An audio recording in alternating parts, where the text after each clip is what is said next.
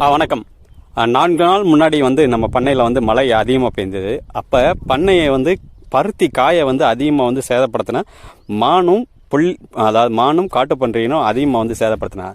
அதற்கு வழிவகுத்தது, அது காரணம் என்னென்னா, இந்த மாதிரி சீமக்கரவலம், அதாவது நம்ம பண்ணைக்கு ஆப்போசிட்டில் இருக்க கண்மாய் முள்ளை வந்து வெட்டும்போது அது நகர்ந்து வருகிறது. நகர்ந்து வந்து நம்ம பண்ணையில் இருக்க காயை வந்து சாப்பிட்டுட்டு அப்படி திரும்ப வேறு பக்கம் போயிடுது. அதுதான் மெயினான காரணம். அதுக்காக இந்த உயிர்வேலி மாதிரி, அதாவது இப்போதைக்கு டெம்பரவரியாக இருக்க உயிர்வேலி மாதிரி இந்த அமைச்சிருக்கோம். இதற்கடுத்து மெல்ஜீரா வந்து ஆவணி இறுதியில் வந்து மெல்ஜீரா விதையெல்லாம் சேகரித்து வச்சுருக்கோம். அதை வந்து பாக்கெட்டில் போட்டு அதுக்கடுத்து நடவு வந்து செய்யணும். அப்படி செய்தால் மட்டுமே நான் அடுத்த மகசூல் வந்து எடுக்க முடியும். அதற்குரிய காணொலி தான் இது.